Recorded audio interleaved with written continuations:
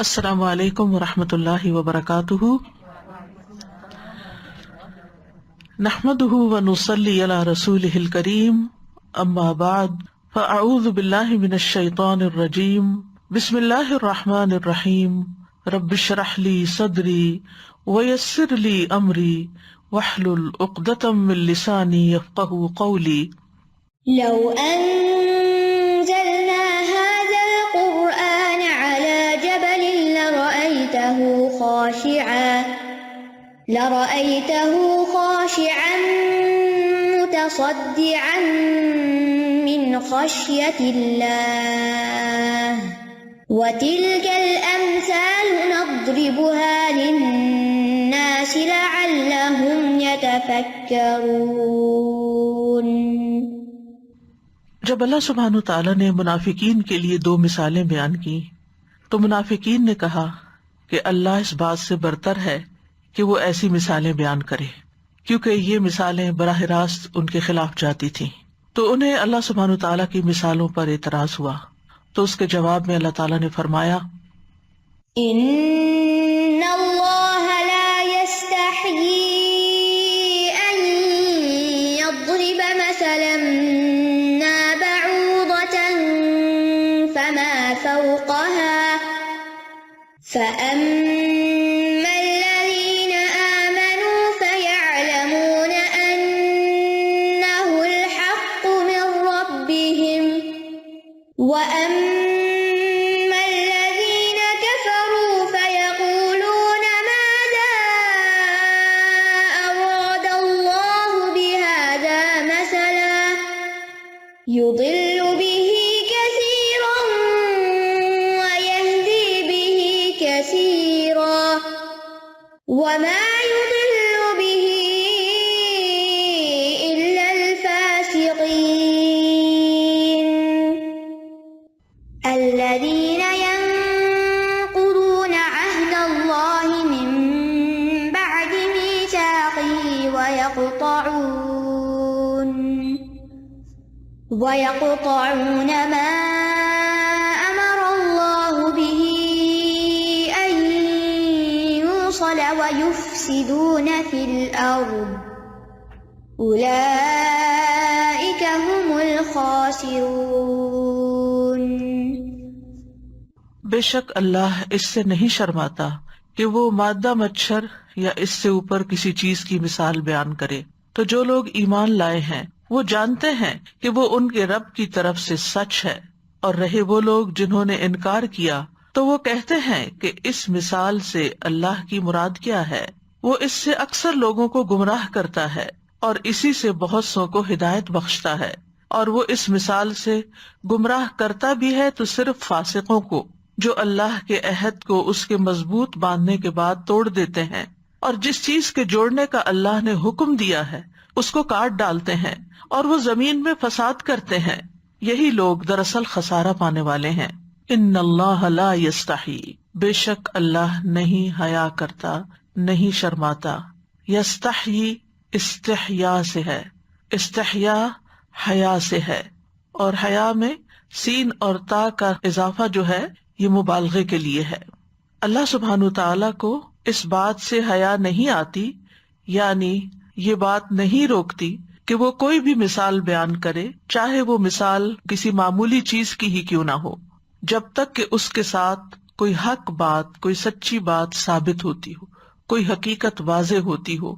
ان یضرب، کہ وہ بیان کرے، مثلا ما، کوئی مثال، بعوضۃ، جو مچھر کی ہو، فما فوقہا، یا اس سے بھی اوپر ہو۔ اللہ سبحانہ تعالیٰ مثالیں بیان کرتے ہیں، مثالیں ظاہری چیز کی ہوتی ہیں، جیسے مچھر نظر آنے والی چیز ہے، تو اس کے ذریعے ایسے چیزوں کو واضح کیا جاتا ہے جو بظاہر نظر نہیں آتی، جو عام طور پر لوگوں کے دلوں کے اندر کھوٹ ہوتے ہیں، یا جو دلوں کی بیماریاں ہوتی ہیں، یا ان کے اندر کی چھپی ہوئی باتیں ہوتی ہیں، تو ان کو اللہ سبحانہ تعالیٰ کچھ مثالوں کے ذریعے واضح کر دیتا ہے، یا جو باتیں عام طور پر سمجھ نہیں آتی ان کو مثال سے سمجھا دیتا ہے۔ تو یہاں پر مثل کا لفظ بھی استعمال ہوا اور پھر ما بھی ساتھ آیا ہے، مثلا ما، یہ ما جو ہے یہ زائدہ ہے، تاکید کے لیے ہے، یعنی کوئی بھی مثال۔ جیسا کہ آپ جانتے ہیں کہ ما کی بنیادی دو قسمیں ہوتی ہیں، ایک اسمیہ اور ایک حرفیہ. اسمیہ کی اقسام میں جیسے اسم موصول، مصدریہ، تعجبیہ، استفہام، شرط جازم، ان کے لیے ما استعمال ہوتا ہے. اور حرفیہ میں زائدہ، کافہ، نافیہ غیر عاملہ وغیرہ وغیرہ. یہ ما کی اقسام ہے جو عربی زبان میں آتی ہیں. تو یہاں ما جو ہے وہ زائدہ ہے، یعنی ما حرفیہ کی اقسام میں سے ہے. کوئی بھی مثال، اور یہ تاکید کے لیے آیا ہے. جیسے استحیا میں جو تا ہے وہ زیادہ ہے، یعنی تاکید کے لیے. اسی طرح مثلا ما میں ما تاکید کے لیے. بعوضۃً، بعوضہ سے مراد مچھر ہے. ویسے عمومی طور پر چھوٹے موذی حشرات کو بعوضہ کہتے ہیں، اور یہ بعض سے ہے جس کا معنی ہوتا ہے کچھ، یعنی چھوٹی سی چیز کا کچھ حصہ. تو یہاں بعوضہ سے مراد مچھر ہے، اور یہ مؤنث استعمال ہوا، بعوض نہیں ہوا بعوضہ، یعنی مچھری کی مثال دی جا رہی ہے. اور بعوضۃً یعنی نکرہ بھی ہے، اور نکرہ کا استعمال جو ہے وہ کسی چیز کے چھوٹے ہونے کے لیے بھی استعمال ہوتا ہے. فما فوقہا، یعنی بظاہر جو چیز تمہیں بہت چھوٹی نظر آ رہی ہے، اللہ تعالیٰ اس سے ایک بڑی اہم بات سمجھا رہا ہے. فما فوقہا، جو اس کے اوپر ہے. فوقہ کا لفظ جو ہے یہ وصف اور حجم دونوں میں اوپر ہونے کے لیے استعمال ہوتا ہے.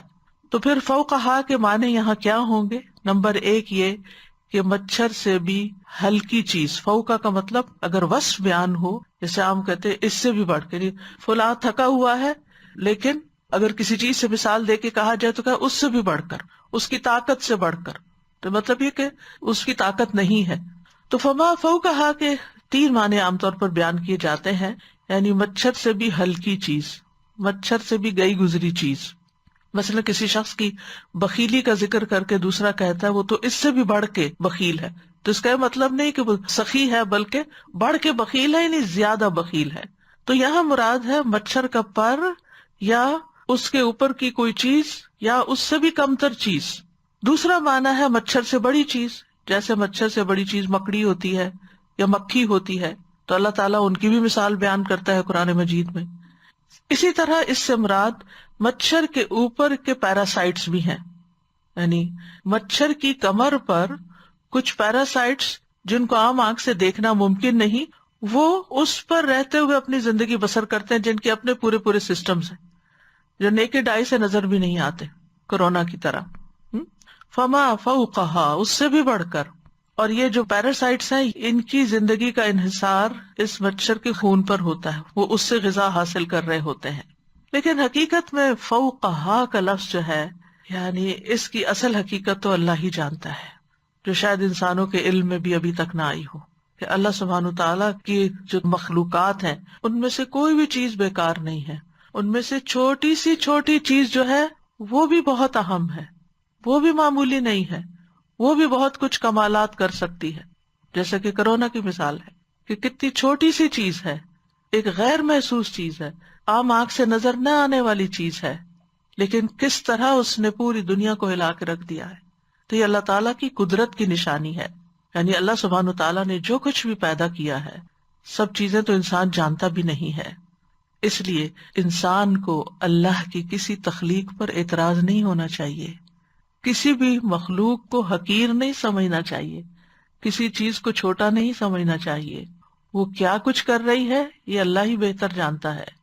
ہمارا کام کیا ہے کہ جو حکم اللہ کی طرف سے آئے اس پر سمینا اور اطاعنا کہیں، اور جو چیز ہم اللہ کی کہیں بھی کسی بھی شکل کی بنائی ہوئی دیکھیں، چاہے ہمیں وہ پسند آئے یا نہ، اس پہ سبحان اللہ ہی کہنا چاہیے کہ سبحان اللہ، کیسا ہے وہ رب جس نے ایسی ایسی چیزیں بنائی ہیں جن کی زندگی کا مقصد بھی ہمیں نہیں پتا. لیکن اللہ کی کوئی بھی تخلیق یا کوئی بھی بنائی ہوئی چیز حکمت سے خالی نہیں، مقصد سے خالی نہیں. اور اس میں ہمیں بحث مباحثے میں بھی نہیں پڑنا چاہیے. اللہ سبحانہ تعالیٰ بعض اوقات چھوٹی چیزوں سے بڑے بڑے کام لیتا ہے، اور مچھر معمولی ہونے کے باوجود بے شمار انسانوں کی جان لے لیتا ہے. کہتے ہیں کہ نمرود جیسے طاقتور بادشاہ کی جان بھی مچھر نے ہی لی تھی. فَأَمَّا الَّذِينَ آمَنُوا، تو رہے وہ لوگ جو ایمان لاتے ہیں، فَيَعْلَمُونَ، وہ علم رکھتے ہیں، وہ جانتے ہیں، اور اس ایمان اور علم کی بنا پر کیا کہتے ہیں؟ أَنَّهُ الْحَقُّ مِن رَبِّهِمْ، کہ وہ ان کے رب کی طرف سے حق ہے. تو اس سے یہ پتہ چلتا ہے کہ انسان کی زندگی میں دو چیزیں بہت فائدے کی ہیں. ایک ایمان اور ایک علم. ایمان کے بعد علم حاصل ہو جائے انسان کو تو ایمان مزید بڑھ جاتا ہے، اور پھر اللہ سبحانہ وتعالیٰ کی اطاعت اور آسان ہو جاتی ہے، اللہ کی خشیت بڑھ جاتی ہے، اللہ پہ توکل بڑھ جاتا ہے، اللہ کی عظمت کا احساس دل میں بڑھ جاتا ہے، اللہ کے آگے جھکنا آسان ہو جاتا ہے، اللہ کے قرب کی خواہش انسان میں پیدا ہو جاتی ہے کہ کیسا ہے وہ میرا رب، اور میں کیوں اس سے غافل ہوں، میں کیوں اس سے دور ہوں، میں کیوں اس کے کسی حکم پر یا اس کے کسی مخلوق پر اعتراض کروں. تو جو لوگ ایمان لائے وہ مزید سمجھنے کی بھی کوشش کرتے ہیں، غور و فکر سے بھی کام لیتے ہیں، اور جب انہیں کسی چیز کی حقیقت کا، اللہ کی کسی تخلیق کی، کسی حکم کی حکمت کا پتہ چلتا ہے تو ان کا ایمان اور زیادہ بڑھ جاتا ہے، اور وہ پکار اٹھتے ہیں کہ یہ سب ہمارے رب کی طرف سے، کل من عند ربنا، اور یہ سارے کا سارا حق ہے، سچ ہے. اور اگر ان پر اس حق کی حقیقت مخفی بھی رہتی ہے، چھپی ہوئی بھی رہتی ہے، انہیں اس کے سارے مقاصد سمجھ نہیں بھی آتے، تو بھی ان کا پورا یقین ہوتا ہے کہ جو کام اللہ سبحانہ وتعالیٰ نے کیا ہے وہ بیکار نہیں، وہ بے مقصد نہیں، وہ بے فائدہ نہیں. اس لیے وہ اللہ کے کسی بھی فیصلے پر اعتراض نہیں کرتے. یہاں سے ان کو اللہ سبحانہ وتعالیٰ کی تقدیر پر بھی پورا اعتماد ہو جاتا ہے. پھر وہ تقدیر کے معاملے میں بھی بے چین نہیں ہوتے، اس پر بھی سوال نہیں کرتے، اس پر بھی اعتراض نہیں کرتے، بلکہ زندگی میں ان کا رویہ کیا ہو جاتا ہے، سمعنا و اطعنا، اے رب ہم نے آپ کا حکم سنا اور ہم مان رہے ہیں. لیکن اس کے برعکس وہ لوگ جو اللہ کو نہیں مانتے یا اللہ کی بات نہیں مانتے، ان کا رویہ کیا ہوتا ہے، وَأَمَّا الَّذِينَ كَفَرُوا فَيَقُولُونَ مَاذَا أَرَادَ اللَّهُ بِهَذَا مَثَلًا. وہ کہتے ہیں اللہ تعالیٰ نے اس مثال کو بیان ہی کیوں کیا ہے، کیا ارادہ ہے، کیا فائدہ ہے اس مثال کے اندر. گویا دوسرے لفظوں میں وہ اعتراض کرتے ہیں. چھوٹا منہ بڑی بات، یعنی آپ ہیں کون کہ جو اللہ تعالیٰ کی تخلیق پر اعتراض کرے. لیکن عام طور پر یہ مرض منافقین کے اندر پایا جاتا ہے کہ جو اصل میں اندر سے تو کفر ہی اختیار کیے ہوئے ہوتے ہیں، جن کی مثالیں ہم پیچھے پڑ چکے ہیں کہ انہیں رب کی باتوں پر اعتراض ہوتا ہے. اول تو وہ سننا ہی نہیں چاہتے، کانوں میں انگلیاں دے لیتے ہیں، جاننا ہی نہیں چاہتے، سمجھنا ہی نہیں چاہتے، اور اللہ سبحانہ وتعالیٰ ان کو سمجھانا بھی نہیں چاہتا، ان سے توفیق بھی چھین لیتا ہے. اسی لیے یہاں پر وَأَمَّا الَّذِينَ كَفَرُوا فَيَقُولُونَ مَاذَا أَرَادَ اللَّهُ بِهَذَا مَثَلًا. اور پھر جب انہیں کوئی بات سمجھ نہیں آتی، اول تو یہ کہ اللہ تعالیٰ کی ہر بات پر ہی ان کو اعتراض ہے، اور اگر کوئی بات سمجھ نہیں آتی تو اس پر مزید اعتراض. تو مومن کے پاس جب اللہ کی طرف سے حکم آتا ہے تو سمعنا و اطعنا کہتا ہے. لیکن منافق کا جہاں تک تعلق ہے، جب اس کے سامنے کوئی بات آتی ہے تو وہ جھگڑے کرتا ہے، بحث کرتا ہے، اللہ کی بات کو باطل کرنا چاہتا ہے، غلط ثابت کرنا چاہتا ہے، اور پھر سمعنا و عصینا کہتا ہے کہ ہم نے سن تو لیا، ماننا ہم نے کوئی نہیں. ان کے دل میں ماننے کی کوئی نیت نہیں ہوتی. اسی لیے پھر یضل بہ کثیرا، اللہ تعالیٰ بھی بہت سو کو اس کے ذریعے گمراہ کر دیتا ہے. اب سمجھ آتی ہے نا کہ جن کو اللہ کے احکامات پر اعتراض ہوتا ہے اور ان کو اللہ تعالیٰ کی شان میں گستاخی کرنا بہت آسان لگتا ہے، پھر اللہ سبحانہ تعالیٰ ان سے ہدایت کی توفیق بھی چھین لیتا ہے اور ان کو بھٹکا دیتا ہے. اور اضلال کا معنی ہوتا ہے حق کو چھوڑ کر باطل کی طرف پھر جانا، اور اضلال کا ایک معنی ہلاکت بھی ہوتا ہے. یعنی ایسی ہی مثالوں کے ذریعے اللہ سبحانہ تعالیٰ ان کو ہدایت دینے کی بجائے بھٹکا دیتا ہے. لیکن اس کے برعکس وَيَهْدِي بِهِ كَثِيرًا، اس کے ذریعے بہت سو کو ہدایت بھی دیتا ہے، ان کے دل اور کھل جاتے ہیں، ان کے سامنے اللہ تعالیٰ کی عظمت آشکارا ہو جاتی ہے اور وہ اللہ تعالیٰ کی باتوں کی تصدیق کرتے ہیں. پھر مزید وضاحت کر دی وَمَا يُضِلُّ بِهِ إِلَّا الْفَاسِقِينَ، اور نہیں وہ گمراہ کرتا اس کے ذریعے مگر فاسقوں کو ہی. یعنی فاسق ہی اللہ کی بتائی ہوئی باتوں سے فائدے کی بجائے نقصان اٹھاتے ہیں، ہدایت کی بجائے بھٹکتے ہیں، ہلاکت میں جا گرتے ہیں.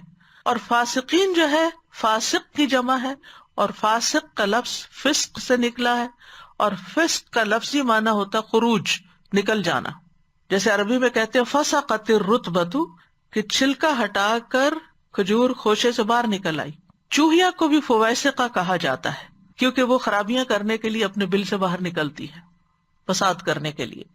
تو فسق کا معنی ہوتا ہے خروج عن الطاعہ، اللہ کی اطاعت سے باہر نکل جانا.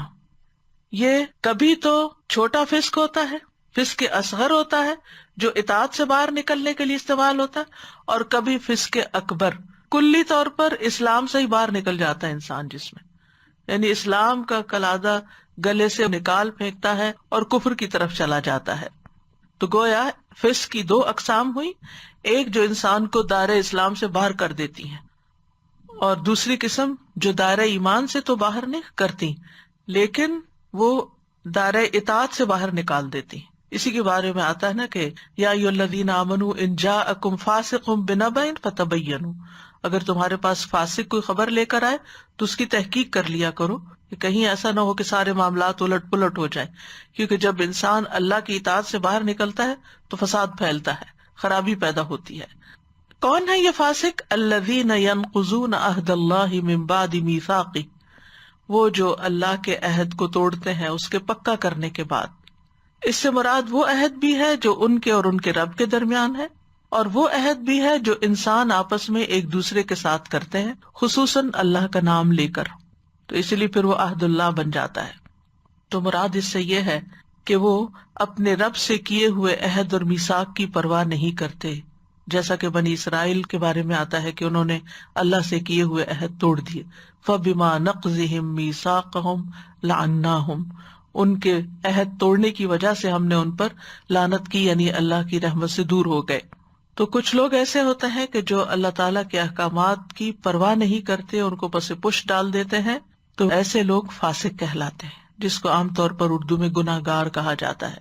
اور خصوصاً فرائض میں کوتاہی، یعنی جب آپ دیکھیں کوئی انسان اپنا فرض پورا نہیں کر رہا، مثلاً روزہ نہیں رکھ رہا، یا نماز نہیں پڑھ رہا، یا حج کی ادائیگی میں تاخیر کر رہا ہے، یا زکوٰۃ ہی نہیں دیتا، یا وہ کوئی حرام کام کر رہا ہے، تو وہ شخص دراصل اللہ سے کیے ہوئے عہد کو توڑ رہا ہے، کیونکہ لا الہ الا اللہ جب ہم کہتے ہیں تو ہم ایک عہد میں بندھ جاتے ہیں۔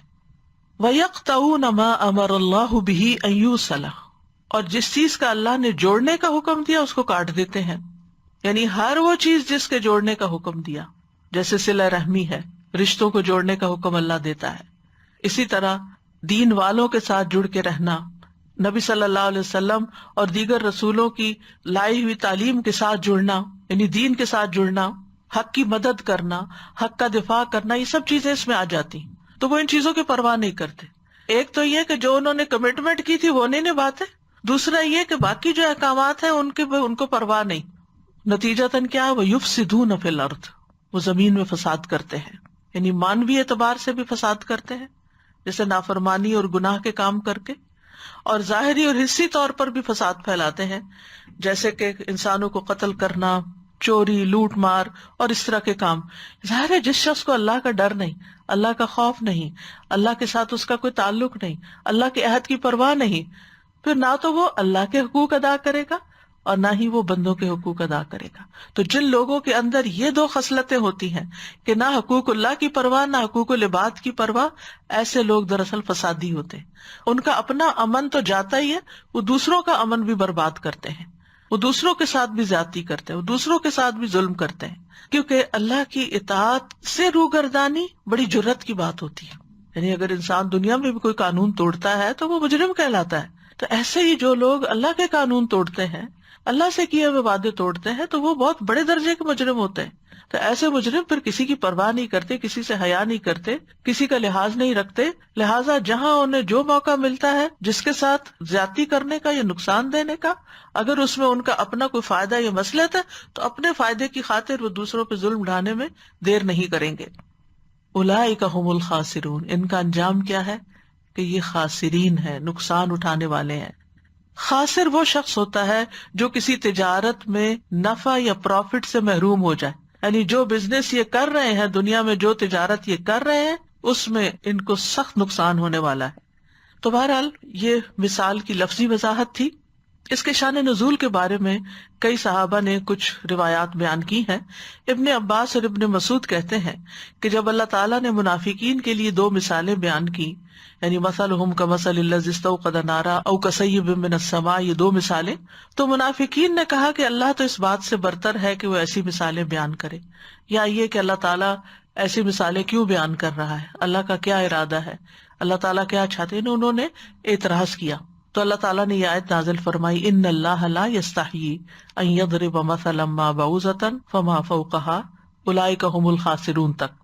ایک قول یہ بھی ہے کہ اس آیت کا سبب نزول یہ ہے کہ جب اللہ تعالیٰ نے قرآن مجید میں مکھی اور مکڑی کی مثال بیان کی، جیسا کہ سورۃ الحج میں مکھی کی مثال بیان ہوئی ہے کہ اے لوگو ایک مثال بیان کی گئی سو اسے غور سے سنو، بے شک وہ لوگ جنہیں تم اللہ کے سوا پکارتے ہو وہ ہرگز ایک مکھی پیدا نہیں کر سکتی، خواہ وہ سب اس کے لیے جمع ہو جائیں، اور اگر مکھی ان سے کوئی چیز چھین لے تو اسے چھڑا نہیں پائیں گے، کمزور ہے مانگنے والا اور وہ بھی جس سے مانگا گیا.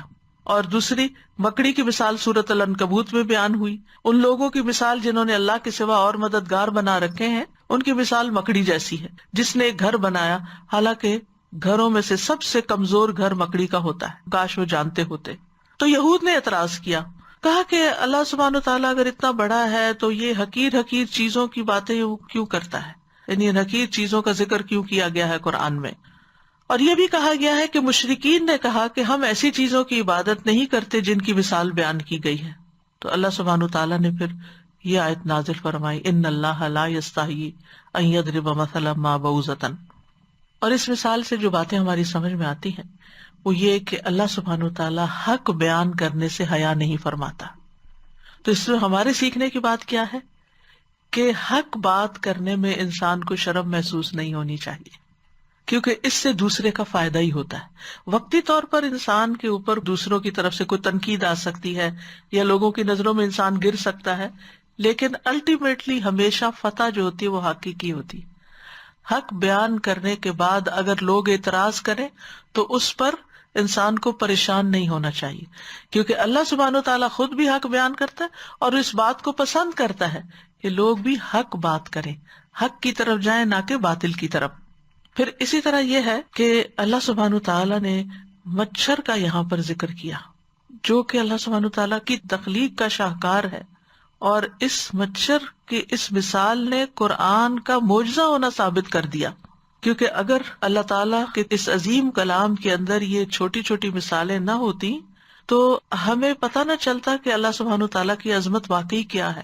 اللہ تعالیٰ نے عرش جیسی بڑی چیز بھی بنائی اور مچھر جیسی معمولی چیز بھی بنائی. حقیر تو نہیں کہہ سکتے، ہمیں دیکھنے میں حقیر لگتی ہے، لیکن معمولی کہہ سکتے کہ بہت چھوٹی سی چیز یا کمزور سی چیز. لیکن وہ کمزور چیز کیسی طاقت رکھتی ہے اللہ کی دی ہوئی طاقت سے، وہ انسان کے لیے بہت سے سبق رکھتی ہے اپنے اندر. کہ بہت دفعہ ہوتا ہے نا انسان اپنے آپ کو کمزور سمجھتا ہے کہ میں تو کچھ بھی نہیں ہوں، میرے اندر تو کوئی صلاحیت نہیں، احساس کمتری کا شکار ہوتا ہے. تو اس وقت ایسی مثالوں پر اگر انسان غور کرے، ایک مچھر کے بارے میں اگر آپ پڑھنا شروع کریں، اور میں آپ سے ضرور یہ کہوں گی کہ آپ اس کی مزید خود بھی تحقیق کریں تو آپ حیران ہو جائیں گے. اب تو تصویروں کے ساتھ نیٹ پہ اتنا کچھ پڑا ہوا ہے مچھر کی ایک ایک چیز، یعنی کہ خوردبینوں کے ساتھ چیزیں دیکھی گئی کہ آج سے 100 سال پہلے تو اس کا کوئی تصور بھی نہیں کر سکتا تھا. اور اتنا بڑا معجزہ سامنے آیا ہے کہ اللہ سبحانہ تعالیٰ نے جس طریقے سے اس مثال کو بیان کیا ہے. پھر اسی طرح یہ ہے کہ اس مثال سے یہ بھی پتہ چلتا ہے کہ قرآن کچھ لوگوں کے لیے باعث نعمت ہے، باعث ہدایت ہے، باعث رحمت ہے، لیکن کچھ لوگوں کے شر میں اضافہ کرتا ہے.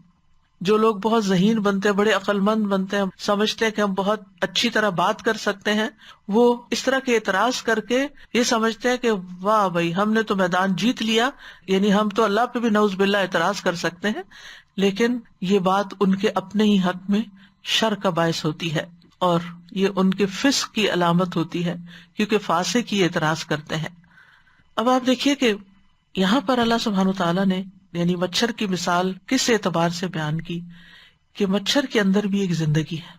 یعنی اللہ سبحانہ تعالیٰ زندگی کی تخلیق کس طرح کرتا ہے، اور مچھر کے اندر بھی اس کے پورے سسٹمز کام کر رہے ہیں.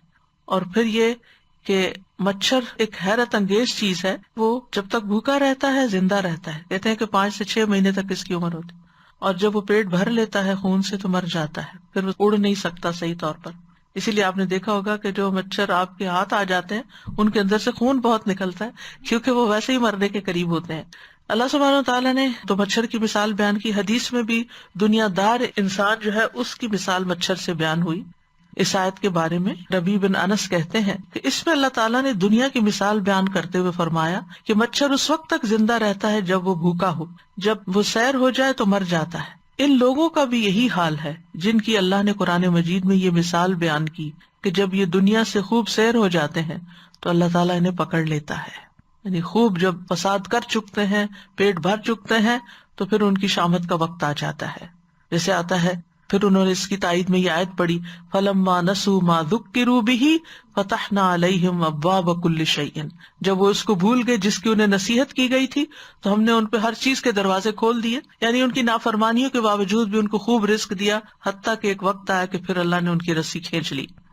اسی طرح حدیث میں ایک اور مثال آتی ہے، رسول اللہ صلی اللہ علیہ وسلم نے فرمایا، اگر اللہ کے ہاں دنیا کی قدر و قیمت مچھر کے پر کے برابر بھی ہوتی تو وہ کسی کافر کو پانی کا ایک گھونٹ بھی نہ پلاتا۔ اور پھر مچھر کے معمولی ہونے کی ایک اور مثال بھی ہے، رسول اللہ صلی اللہ علیہ وسلم نے فرمایا، بلا شبہ قیامت کے دن ایک بھاری بھرکم موٹا تازہ شخص آئے گا، لیکن وہ اللہ کے نزدیک مچھر کے پر کے برابر بھی کوئی وزن نہ رکھے گا۔ اور پھر فرمایا کہ یہ آیت پڑھو، فَلَا نُقِيمُ لَهُمْ يَوْمَ الْقِيَامَةِ وَزْنًا، ہم قیامت کے دن ان کا کوئی وزن قائم نہیں کریں گے، یعنی ان کو کوئی اہمیت نہیں دیں گے، ان کے اعمال جو ہیں ان کی کوئی ویلیو نہیں ہوگی۔ تو بہرحال مچھر بظاہر دیکھنے میں معمولی چیز ہے اور معمولی چیزوں کی مثال اس سے دی جاتی ہے، لیکن یہ اللہ تعالیٰ کی ایک حیران کن تخلیق ہے۔ یہ مچھر جس کو معمولی سا کیڑا ہم سمجھتے ہیں، حشرات الارض یعنی انسیکٹس میں سے سب سے زیادہ خطرناک جاندار ہے، جس کی وجہ سے ہر سال لاکھوں لوگ مر جاتے ہیں۔ کہتے ہیں کہ تقریباً 1 ملین لوگ جو ہیں ان کی ڈیتھس مچھر کے کاٹنے کی وجہ سے ہوتی ہے، اسی لیے اس کو ڈیڈلیسٹ ارتھ اینیمل کہا جاتا ہے۔ یہ بھی کہا جاتا ہے کہ مچھر سکندر اعظم الیگزینڈر دی گریٹ کی موت کا سبب بھی بنا، نمرود کی موت کا سبب بھی بنا، یعنی جو عبرتناک موت تھی۔ مچھر کی تقریباً 3500 قسمیں ہیں، 3500 اسپیشیز ہیں اس کی انواع، اور ان میں سے صرف 200 اقسام ایسی ہیں جن کی صرف مادہ مچھر فیمیل ماسکیٹوز ہی خون پینے کے لیے کاٹتی ہیں، یعنی فیمیل کاٹتی، اور یہ ہر قسم کے جانور کو کاٹتے ہیں، صرف انسان کو نہیں، سانپ، مینڈک، پرندے، گھوڑے، گائے۔ اسی طرح نر مچھر جو ہے وہ عموماً پھولوں، پتوں وغیرہ سے اپنی خوراک حاصل کرتے۔ جدید تحقیقات کے مطابق مچھر کا وجود انسان کے وجود سے بھی پہلے کا ہے، مچھر پہلے پیدا ہوا تھا۔ یہ زمین پر 10 کروڑ 10 ملین سال سے رہا ہے، جو کہ نظریہ ارتقاء کے لیے ایک بڑی مشکل پیدا کرتا ہے، کیونکہ مچھر کے 10 کروڑ سال پرانے فوسلز اور آج کے مچھر میں کوئی ارتقائی تبدیلی نہیں ہوئی، ایوولوشن نہیں ہوئی مچھر میں۔ کچھ سائنسدان یہ بھی کہتے ہیں کہ مچھر 2 ارب سال پہلے سے موجود ہے، واللہ عالم۔ مچھر کی عمر 5 سے 6 مہینے تک ہوتی ہے۔ اس کے 3 دل ہوتے ہیں، ایک مرکزی دل سینے میں، 2 دل پروں کے ساتھ ہیں، ایک دل دائیں طرف، ایک بائیں طرف۔ مچھر کے 2 دماغ ہوتے ہیں اور 2 آنکھیں ہوتی ہیں، ہر آنکھ میں تقریباً 1000 لینزز ہوتے ہیں جو آزادانہ طور پر انڈیپینڈنٹلی مختلف اطراف میں دیکھ سکتے ہیں۔ اسی لیے آپ مچھر کو پکڑ نہیں سکتے، کیونکہ وہ آپ کی کسی طرف سے بھی موومنٹ آتی ہے وہ وہاں سے بھی دیکھ لیتا ہے، ہر اینگل سے دیکھ لیتا ہے۔ اسی طرح وہ اندھیرے میں بھی دیکھ لیتا ہے، جبکہ ہم اندھیرے میں نہیں دیکھ سکتے، تبھی تو وہ اندھیرے میں بھی آپ سوئے ہو تو وہ آپ کے اوپر آ کے بیٹھ جائے گا۔ مچھر کے منہ میں 48 دانت ہوتے ہیں، اس کی اڑان 1 سیکنڈ میں 1000 مرتبہ اپنے ونگز ہلاتا ہے، حرکت ہوتی، اسی لیے اس کی جو ہمنگ ہوتی ہے وہ عجیب سی ہوتی ہے۔ لیکن اس کے باوجود 1 گھنٹے میں صرف 1 سے 1.5 میل کا فاصلہ طے کر سکتا ہے۔ مادہ مچھر ایک وقت میں 200 انڈے دیتی ہے۔ مچھروں میں سب سے زیادہ خاص بات ان کے خون چوسنے کا طریقہ ہے۔ مچھر کے منہ میں 6 سوئیاں 6 نیڈلز ہوتی ہیں، جن میں سے ہر ایک کا اپنا کام ہوتا ہے۔ ان کی مدد سے وہ صرف مطلوبہ خون ہی چوستے ہیں، خراب یا غیر ضروری خون نہیں پیتے۔ مچھر جب انسان کے کسی حصے کو کاٹتا ہے تو اس حصے کو پہلے اپنے لعاب سے سن کرتا ہے، فریز کرتا ہے، پھر اس حصے میں اپنی 6 سوئیاں انجیکشن کی طرح ڈال کر خون پینا شروع کرتا ہے۔ ان میں سے 4 سوئیاں جو ہوتی ہیں یا چھریاں جو ہوتی ہیں وہ جلد میں شگاف ڈالتی ہیں، 2 آپس میں مل کے نلکی سی بن جاتی ہیں جن سے وہ خون سک کر کے باہر نکالتا ہے۔ انسان کا خون چونکہ تھوڑا گاڑھا ہوتا ہے، جو اس کی سونڈ میں اوپر نہیں چڑھتا، تو اللہ تعالیٰ نے اس کو ایسی صلاحیت دی ہے کہ پہلے وہ اس خون کو پتلا کرتا ہے اور پھر اس کے بعد سک کرتا ہے، ڈائلوٹ کر کے اس کو اوپر لے جاتا ہے۔ اس کا لعاب پین کلر کا کام بھی دیتا ہے، جس کی وجہ سے کاٹتے وقت درد محسوس نہیں ہوتا۔ یہ پورا عمل ایک ڈیوائس کی طرح ہوتا ہے، جیسے نیورل امپلانٹیشن ڈیوائس ہوتی ہے۔ انسان نے یہ ڈیوائس مچھر کو دیکھ کر بنائی ہے۔ مچھر کی خاص حرارتی حس ہوتی ہے، یعنی حرارتی ریسپٹرز ہوتے ہیں، جس کی مدد سے وہ کسی بھی جاندار کی موجودگی اور مختلف رنگوں میں خارج شدہ حرارت کو سمجھتا ہے۔ یعنی کہ اس کو نہ صرف یہ کہ انسان نظر آ رہا ہوتا ہے، بلکہ اس کے جسم کے اندر جس قسم کی ہیٹ ہوتی ہے اس کے اندر بھی دیکھ پا رہا ہوتا ہے۔ اس حرارت کے اعتبار سے جاندار کو پہچان لیتا ہے، جس کی وجہ سے مچھر اندھیرے میں بھی جاندار کو دیکھتا ہے اور اس کے اندر کی خون کی نالیوں کو پہچانتا ہے۔ تبھی تو وہ کسی بھی جگہ نہیں جا کے بیٹھتا، وہ خون کی نالی کے اوپر جا کے بیٹھتا ہے تاکہ وہاں سے پھر خون نکال سکے۔ اس کی سونگنے کی حس بھی بہت تیز ہوتی ہے، بہت دور سے، کہتے ہیں 6 کلومیٹر یا کتنی دور سے انسان کی خون کی بو سونگ لیتا ہے، اس لیے وہ اس طرف آ جاتا ہے۔ اور یہ ہر طرح کا خون نہیں پیتا، اسی لیے ہماری نانی کہتی تھی میٹھا کم کھاؤ، مچھر آئیں گے، میٹھا خون پیتے ہیں وہ۔ اور یہاں پر یہ کہ یہ ہر طرح کے انسان کو نہیں کاٹتا، یعنی کہ جو اس کا پسندیدہ خون والا ہوتا ہے اسی بلڈ گروپ کو جا کے وہ لیتا ہے۔ اور پھر یہ کہ مچھر سے پیدا ہونے والی بیماریاں بھی بہت ہیں، کیونکہ مچھر خون چوستا ہے تو خون کے اندر جو وائرسز ہوتے ہیں، پیراسائٹس ہوتے ہیں، وہ بھی نگل جاتا ہے نا۔ یعنی کسی انسان کے اندر کوئی بیماری ہے تو وہ اس نے وہاں سے لے لی، اور جب اگلے شخص کو جا کے کاٹنا شروع ہوا تو وہ اس کے اندر بھی چلا جاتا ہے۔ تو اس طرح کئی بیماریاں وہ ایک جگہ سے اٹھا کے دوسری جگہ لے جاتا ہے۔ اس کو ماسکیٹو بورن ڈیزیزز کہا جاتا ہے۔ اگرچہ مچھر خود متاثر نہیں ہوتا اس بیماری سے، لیکن دوسروں کو بیمار کر دیتا ہے، یعنی وہ خود جتنے بھی وائرسز نگل جائے اسے فرق نہیں پڑتا۔ ہر سال تقریباً 700 ملین افراد مچھر سے پیدا ہونے والی بیماریوں کا شکار ہوتے ہیں، جس کی وجہ سے تقریباً 1 ملین سے زیادہ کی اموات ہو جاتی ہیں۔ مچھر سے پیدا ہونے والی بیماریوں میں ملیریا، ڈینگی اور پیلا بخار اور زیکا اور اس طرح کی چیزیں شامل ہیں۔ اور ایک اور حیران کن بات یہ کہ جتنے سسٹم ہاتھی کے اندر کام کرتے ہیں، مچھر کے اندر بھی وہ سارے کام کرتے ہیں، بلکہ 2 زیادہ کرتے ہیں۔ تو دیکھنے میں تو ہاتھی بڑا ہے، لیکن کام کرنے میں مچھر زیادہ ہوشیار ہے۔ تو بہرحال اس مثال سے ہمیں بہت سی باتیں سمجھ میں آتی ہیں، اور سب سے بڑی بات ہے کہ اللہ کی قدرت سمجھ میں آتی ہے، اور ظاہر ہے کہ جس رب نے اس کو پیدا کیا وہ جانتا ہے کہ اس کی تخلیق کیا ہے۔ یہ تو اب تک کی معلومات ہے، اب یہ آگے کیا آئے گا اللہ ہی بہتر جانتا ہے۔ تو ہزاروں سال سے مچھر پیدا ہے، اور اب جا کے انسان نے یہ چند چیزیں ریسرچ کے بعد ثابت کی ہیں، اور اس سے بھی آگے کئی چیزیں ہوں گی جو ابھی انسان نے دیکھی نہیں۔ تو اللہ سبحانہ وتعالیٰ اس بات سے نہیں شرماتا کہ اس نے مچھر کیوں پیدا کیا، یا پھر مچھر کی وہ مثال کیوں دے۔ تو اس آیت سے یہ بھی پتہ چلتا ہے کہ اللہ سبحانہ وتعالیٰ کی ایک صفت حیا بھی ہے جو کہ بہت کامل ہے، اور وہ حیا جو اس کے شان کے لائق ہے، اس کی حیا مخلوق کی طرح نہیں ہے۔ ٹھیک ہے، اللہ سبحانہ وتعالیٰ کی ایک صفت الحی بھی ہے۔ ایک تو الحی ہے نا، جو الحی سنگل یا کے ساتھ ہے، اور حی 2 یا کے ساتھ ہوتا ہے۔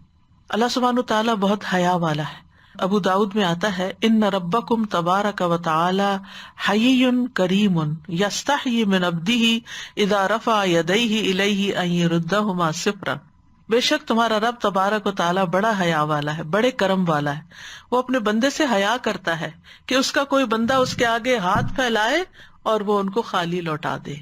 یعنی جب آپ ہاتھ اٹھا کے دعا کرتے ہیں تو وہ ان کو خالی نہیں چھوڑتا۔ اسی طرح اللہ تعالیٰ حق بیان کرنے سے نہیں شرماتا۔ ایک اور جگہ سورۃ الاحزاب میں آپ جانتے ہیں کہ جب نبی صلی اللہ علیہ وسلم کے ہاں لوگ دعوت پہ آتے اور پھر اٹھتے نہیں تھے، اور آپ حیا کی وجہ سے ان کو اٹھاتے نہیں تھے، تو اللہ سبحانہ وتعالیٰ نے حق بیان کیا اور فرمایا ان ذالکم کان یؤذی النبی فیستحیی منکم، تمہارا یہ وہاں بیٹھے رہنا نبی کو اذیت دیتا تو وہ تو تم سے شرماتے ہیں، واللہ لا یستحیی من الحق، لیکن اللہ حق بات کرنے سے نہیں شرماتا۔ پھر اسی طرح یہ ہے کہ اللہ تعالیٰ حیا کو پسند بھی کرتا ہے، اللہ تعالیٰ حیا کو پسند کرتا ہے۔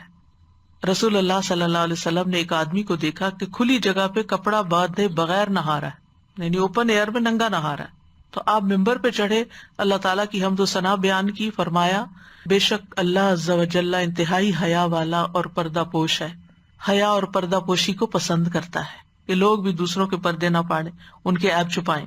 سو تم میں سے جب کوئی غسل کرنے لگے تو پردہ کر لے، یعنی واش روم کو لاک کر کے غسل کریں، دروازہ بند کر کے کریں، کرٹن ڈال کے کریں، ننگے نہ دوسروں کے سامنے آئیں۔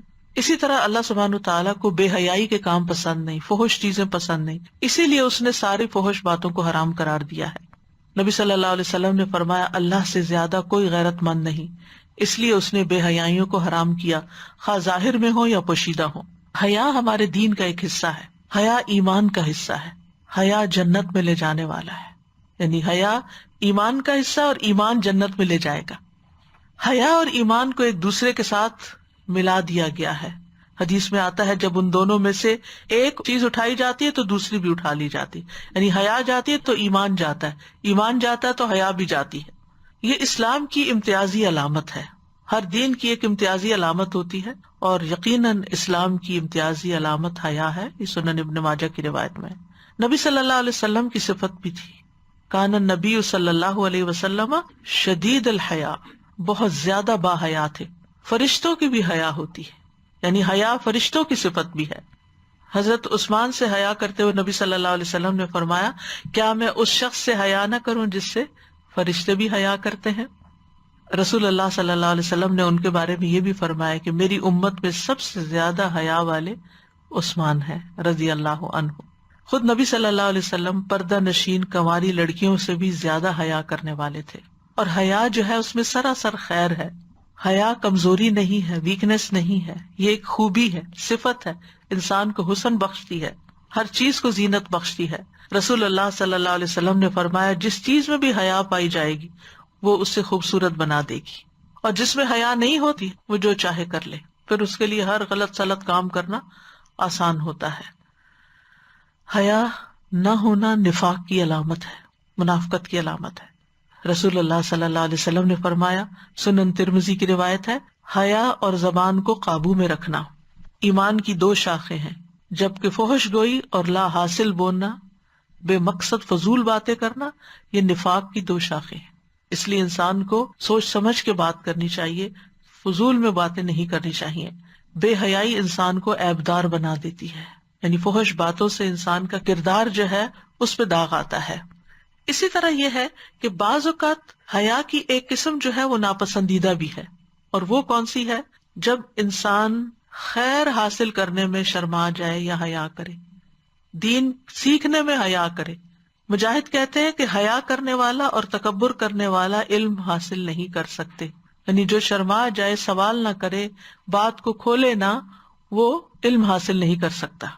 انصار کی عورتوں کی تعریف کی آپ نے کہ جنہیں دین کی سمجھ بوجھ حاصل کرنے میں شرم مانے نہیں ہوتی، لیکن اس کا یہ مطلب نہیں کہ انسان جو منہ میں آئے کہہ دے۔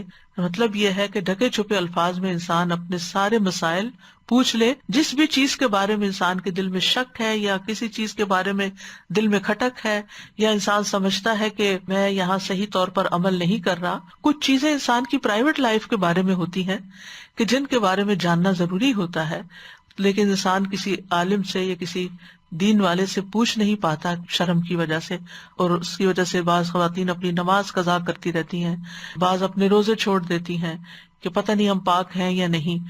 تو ایسی تمام چیزوں کو کھول کے وضاحت سے معلوم کر لینا چاہیے تاکہ انسان عبادات میں پیچھے نہ رہے، نیکی کے کاموں میں پیچھے نہ رہے۔ اسی طرح علمی سوال کا جواب دینے میں حیا نہیں کرنا چاہیے۔ وہ مشہور واقعہ آپ کو یاد ہوگا کہ جب نبی صلی اللہ علیہ وسلم نے فرمایا کہ درختوں میں ایک ایسا درخت ہے جس کے پتے کبھی نہیں جھڑتے، تو یہ مثال سمجھ آ گئی ہے حضرت عبداللہ بن عمر کو، لیکن حیا کی وجہ سے کہ بڑے بھی ہیں تو میں جواب نہیں دیتا، تو اس پر حضرت عمر نے کہا اگر تم اس وقت جواب دیتے تو میرے لیے یہ بہت بڑے قیمتی سرمایے سے بھی زیادہ محبوب ہوتا۔ تو انسان کو کبھی بھی اگر علم کی کوئی بات پتا ہے اور دوسرا شخص اس کو جاننا چاہتا ہے، یہ کوئی آپ سے سوال کرتا ہے، تو آپ اس وقت شرمائے نہ، یعنی غیر ضروری شرمانا، بے موقع شرمانا جو ہے وہ ناپسندیدہ ہے۔ پھر فرمایا فَأَمَّا الَّذِينَ آمَنُوا فَيَعْلَمُونَ أَنَّهُ الْحَقُّ مِن رَّبِّهِمْ وَأَمَّا الَّذِينَ كَفَرُوا فَيَقُولُونَ مَاذَا أَرَادَ اللَّهُ بِهَذَا مَثَلًا۔ تو یہاں ہم دیکھ رہے ہیں کہ آیات کے بارے میں، قرآن مجید کے بارے میں مومن اور کافر کا رویہ فرق ہوتا ہے۔ ہم سب کو اپنا جائزہ لینا چاہیے کہ جب ہم قرآن مجید کا کوئی حکم پڑھتے ہیں جو ہمیں سمجھ نہیں آتا، یا تقدیر کا کوئی فیصلہ ہم پر نافذ ہوتا ہے اور ہمیں سمجھ نہیں آتا کہ یہ کیوں ہو گیا۔ بعض اوقات ہم کہتے ہیں ہم نے تو استخارہ بھی کیا تھا، ہم نے تو مشورہ بھی لوگوں سے کیا تھا، پھر بھی یہ ہو گیا، ایسا کیوں ہو گیا؟ تو ایسے میں انسان جو مومن ہوتا ہے وہ اللہ کی رضا پہ راضی رہتا ہے، وہ سمجھنے کی کوشش کرتا ہے، سوال کرتا ہے سمجھنے کے لیے، سوال اعتراض کے لیے نہیں کرتا۔ وائے اس لیے نہیں کرتا کہ اللہ نے کیا کیوں، کہ میں اللہ تعالیٰ سے نعوذ باللہ اگری نہیں کرتا، یہ نہیں کرنا چاہیے۔ سورۃ التوبہ کی ایک آیت ہے، وَإِذَا مَا أُنزِلَتْ سُورَةٌ فَمِنْهُمْ مَنْ يَقُولُ أَيُّكُمْ زَادَتْهُ هَذِهِ إِيمَانًا فَأَمَّا الَّذِينَ آمَنُوا فَزَادَتْهُمْ إِيمَانًا وَهُمْ يَسْتَبْشِرُونَ وَأَمَّا الَّذِينَ فِي قُلُوبِهِمْ مَرَضٌ فَزَادَتْهُمْ رِجْسًا إِلَى رِجْسِهِمْ وَمَاتُوا وَهُمْ كَافِرُونَ۔ اور جب بھی کوئی سورت نازل کی جاتی ہے تو ان میں سے کچھ لوگ ایسے ہیں جو کہتے ہیں اس سورت نے تم میں سے کس کو ایمان میں زیادہ کیا، پس جو لوگ ایمان لائے سو ان کو تو اس نے ایمان میں زیادہ کر دیا اور وہ خوش ہوتے ہیں۔ یعنی مومن قرآن پڑھتا جاتا ہے، سنتا جاتا ہے، خوش ہوتا جاتا ہے، اور جن لوگوں کے دل میں بیماری ہے، منافقت ہے، شک ہے، ایمان کی کمزوری ہے، تو پھر ان کو فائدے کی بجائے کیا ہوتا ہے، ان کو ان کی گندگی کے ساتھ اس صورت نے گندگی میں اور زیادہ کر دیا، اور وہ اس حال میں مرے کہ وہ کافر تھے۔ یعنی انسان جب اعتراض شروع کرتا ہے اور اللہ کی بات کو سمجھنے کی کوشش نہیں کرتا تو پھر وہ دین سے پیچھے ہٹتے ہٹتے بعض اوقات ہلاکت کے گڑھے میں جا گرتا ہے۔ تو یاد رکھیے ہدایت کے بھی درجات ہیں، اور ہدایت یہاں پر یہدی بھی کثیرہ جب ہوا تو اس میں ایک ہدایت توفیق ہوتی ہے اور ایک ہدایت ارشاد ہوتی ہے۔ ہدایت ارشاد انبیاء، علماء یہ سب دیتے ہیں، ٹھیک ہے، اور ہدایت توفیق صرف اللہ ہی دیتا ہے۔ انبیاء کسی کو ہدایت نہیں دے سکتے، انبیاء کے ذمہ صرف پیغام پہنچانا ہوتا ہے۔ انبیاء جو ہدایت دیتے ہیں وہ ہدایت ہوتی ہے تعلیم کے ذریعے لوگوں کو گائیڈ کرنا، یہ صحیح ہے یہ غلط ہے، وہ کرتے ہیں یا نہیں کرتے اس کی توفیق انہیں اللہ دیتا ہے۔ تو اس لیے یہاں اللہ ہدایت دیتا ہے سے مراد یہ کہ ان کو توفیق بھی دیتا ہے، تعلیم بھی اللہ ہی نے دی ہے، اور الرحمن علم القرآن، اور پھر اس پر عمل کی توفیق بھی اللہ ہی دیتا ہے، لہٰذا ہدایت اللہ ہی سے مانگنی چاہیے۔ اسی لیے ہم دن کی ہر نماز کی ہر رکعت میں سورۃ فاتحہ کے اندر یہ آیت پڑھتے ہیں، اہدنا الصراط المستقیم، تو ہمیں سیدھے رستے کی ہدایت دے، یعنی رستہ دکھا بھی اور اس پہ چلا بھی، توفیق بھی دے اور ہمیں منزل تک پہنچا بھی۔ تو ایمان کے ساتھ ہدایت ملتی ہے، وَإِنَّ اللَّهَ لَهَادِ الَّذِينَ آمَنُوا إِلَىٰ صِرَاطٍ مُسْتَقِيمٍ، اور جو ایمان لاتے ہیں اللہ تعالیٰ ان کی ہدایت میں اضافہ کرتا جاتا ہے۔ وَزِدْنَاهُمْ هُدًى وَالَّذِينَ اهْتَدَوْا زَادَهُمْ هُدًى وَآتَاهُمْ تَقْوَاهُمْ، جن لوگوں نے ہدایت پائی اللہ ان کو اور زیادہ ہدایت دیتا ہے اور ان کو تقویٰ عطا کرتا ہے، اور جو اللہ کی طرف پلٹتا ہے، جو اللہ کی طرف جاتا ہے، اللہ تعالیٰ اس کو ہدایت دیتا ہے۔ ہمیں یہ دیکھنا چاہیے اعتراض کرنے سے پہلے کہ اگر اللہ ہی نہیں چاہتا ہدایت دینا تو ہم کیا کریں، سوچنا چاہیے، اپنے آپ سے پوچھنا چاہیے ہم کتنا چاہتے ہیں۔ ہم چاہتے ہیں ہمیں اللہ تعالیٰ کا رستہ پتا چلے، ہم چاہتے ہیں ہمیں اطاعت کا رستہ پتا چلے، ہم چاہتے ہیں کہ ہم اللہ کی پوری پوری فرما برداری کریں، ہم چاہتے ہیں کہ ہم یہاں دنیا میں اللہ کے سب سے زیادہ فرما بردار بندے بن کر رہیں۔ اگر ہم چاہتے ہوں گے تو اللہ تعالیٰ کبھی بھی یہ ظلم نہیں کرتا کہ جو بندہ اتنی چاہت رکھتا ہو وہ اس کو اپنی طرف آنے نہ دے اور وہ اس کو اپنے سے دور کر دے۔ اسی طرح گمراہی میں بھی شیطان جو ہے وہ گمراہی کو مزین کرتا ہے، یعنی بھٹکاتا ہے، ٹھیک ہے، وَزَيَّنَ لَهُمُ الشَّيْطَانُ أَعْمَالَهُمْ۔ پھر اسی طرح جو بڑے بڑے لیڈرز ہوتے ہیں وہ بھٹکاتے ہیں۔ أَضَلَّ فِرْعَوْنُ قَوْمَهُ، فرعون نے اپنی قوم کو بھٹکا دیا۔ وَأَضَلَّهُمُ السَّامِرِي، بنی اسرائیل کو سامری نے گمراہ کیا۔ اور اللہ سبحانہ تعالیٰ بھی بندوں کو گمراہ کرتے ہیں۔ تو گمراہی کے بھی درجے ہیں، کچھ گمراہی ان چیزوں کی طرف سے آتی ہے، اور پھر کہیں اللہ تعالیٰ ہدایت کی توفیق نہیں دیتا تو بھٹکا دیتا ہے انسان کو، اور اس میں یہ کہ اللہ ظالموں کو ہدایت نہیں دیتا۔ واللہ لا یہدی القوم الظالمین، جو کفر کرتا ہے، جو انکار پہ تلا ہوا ہوتا ہے، میں نہ مانوں کی روش پہ چلتا ہے، اللہ پھر اس کو زبردستی پکڑ کے ہدایت نہیں دیتا، اس کو بھی گمراہ کر دیتا ہے۔ اسی طرح جو ایمان لانے کے بعد کفر اختیار کرے اللہ اس کو بھی ہدایت نہیں دیتا۔ جو اللہ تعالیٰ کی آیات کا انکار کر دے اللہ اس کو بھی ہدایت نہیں دیتا، کیونکہ یہ آیات تو ہدایت دینے کے لیے آئی ہیں، اور جو کہ میں تو اس کو مانتا ہی نہیں۔ پھر اسی طرح جو شخص ٹیڑھا پن اختیار کرے، اللہ تعالیٰ کی آیات پر اعتراض کرے، اللہ اس کو بھی ہدایت نہیں دیتا۔ فَلَمَّا زَاغُوا أَزَاغَ اللَّهُ قُلُوبَهُمْ، جب انہوں نے کجروی اختیار کی تو اللہ نے بھی ان کو ہدایت نہیں دی۔ پھر جو حق سے اندھا بن کے رہنا پسند کرتا ہے کہ وہ اپنی آنکھیں بند کر لیتے ہیں جب روشنی کو دیکھتے ہیں، تو پھر اللہ سبحانہ تعالیٰ زبردستی ان کو ہدایت نہیں دیتا۔ وَأَمَّا ثَمُودُ فَهَدَيْنَاهُمْ فَاسْتَحَبُّوا الْعَمَىٰ عَلَى الْهُدَىٰ، جو سمود تھے ہم نے انہیں سیدھا راستہ دکھایا مگر انہوں نے ہدایت کے مقابلے میں اندھا رہنا پسند کیا۔ کچھ لوگ دین کی طرف آنا ہی نہیں چاہتے، دین کو سمجھنا ہی نہیں چاہتے، پڑھنا ہی نہیں چاہتے۔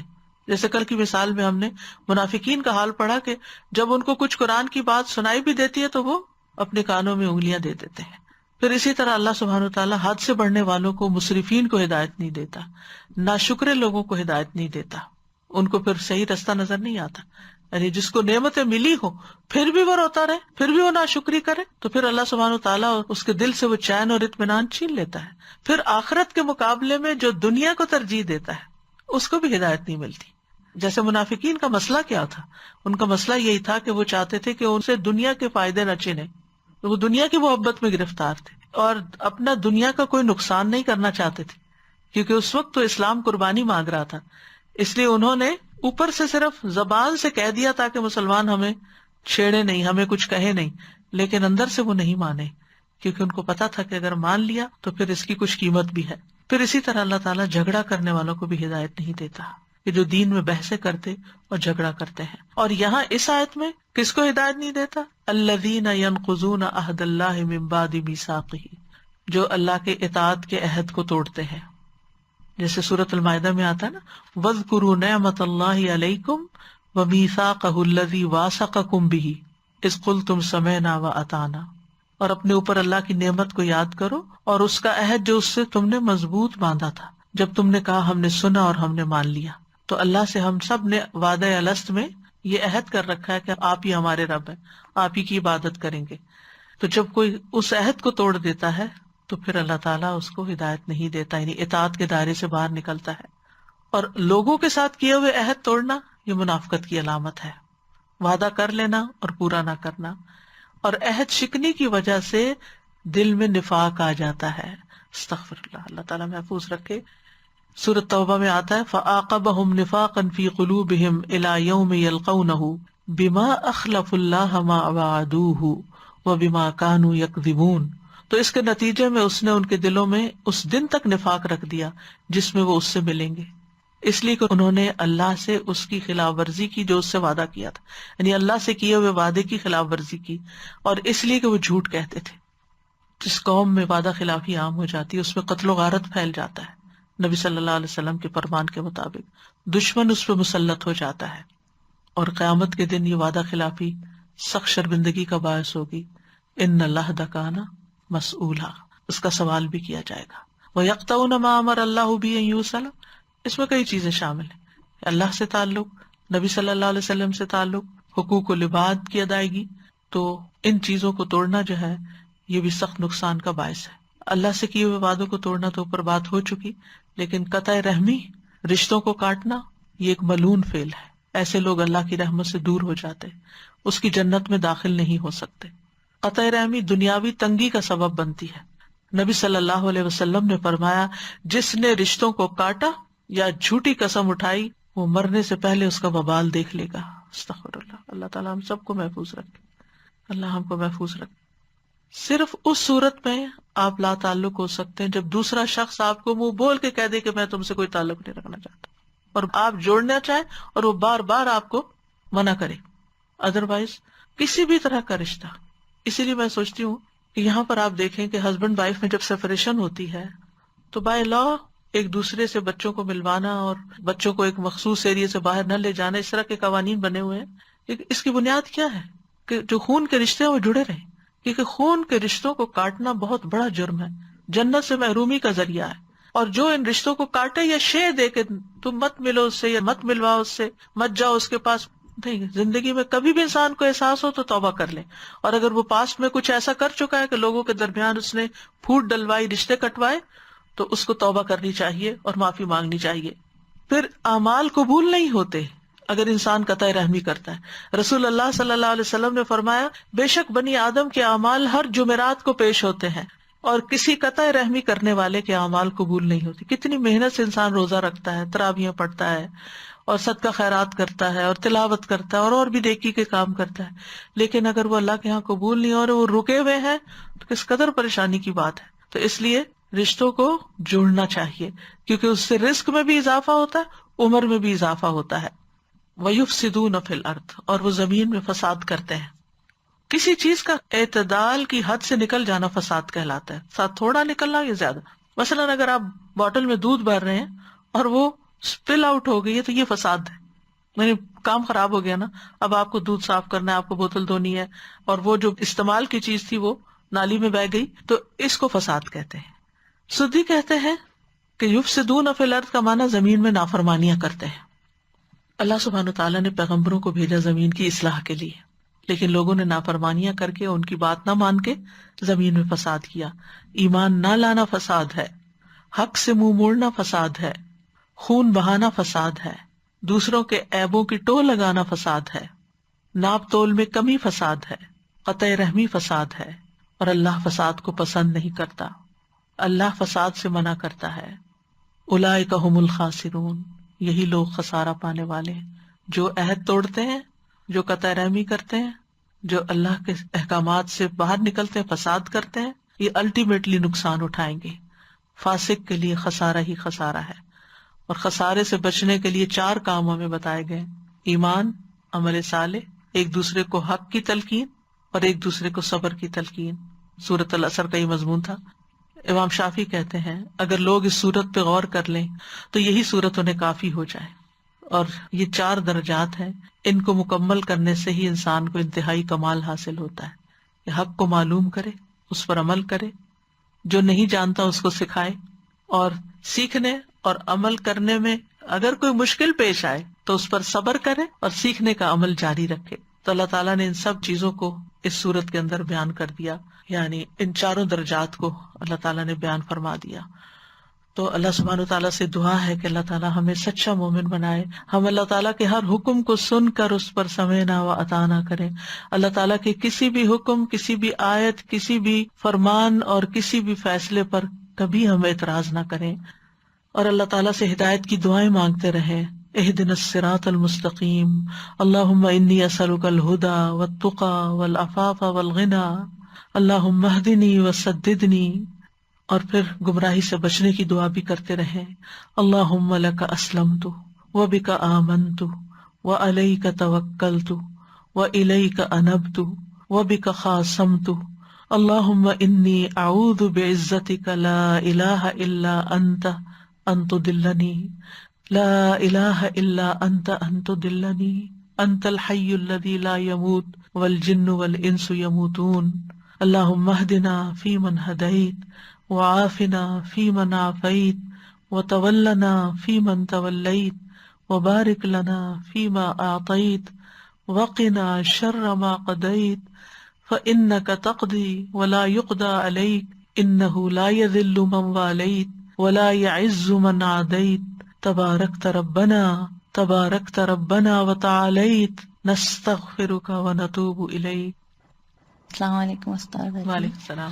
میں پوچھ رہی تھی کہ اگر کوئی کسی سے جب بھی ملے اور سگے بھائی کا رشتہ ہے اور وہ جب بھی ملے اور بس دوسروں کی برائیاں یا کیڑے بس ایسے نکالنے لگ جائیں اور پھر جب ملنا بھی نہیں چاہیں، رشتہ ختم بھی نہیں کرنا چاہتے، تو پھر کیا کریں ان سے؟ بس انسان محتاط رہے، اعتدال میں رہے، غمی خوشی پر شریک ہو، اور ادروائز یہ ہے کہ اوائڈ کرے. یعنی اگر بات سمجھے تو ٹھیک، نہیں تو اپنا ایمان بچائے انسان. اور اگر انہیں کوئی ضرورت ہے یا کوئی مشکل ہے تو اس میں مدد کر دے، باوجود اس کے کہ وہ زیادتی کرتے ہوں. یعنی صلہ رحمی کا مطلب یہ نہیں ہوتا کہ ہم ہر روز دوسرے سے ملاقات کریں یا اکثر کال کریں، بس ان کی ضروریات کی خبر رکھیں اور ان کے ساتھ احسان کرتے رہیں، ان کو دعاؤں میں یاد رکھیں، ان کی ہدایت کے لیے کوشش بھی کریں اور دعا بھی کریں.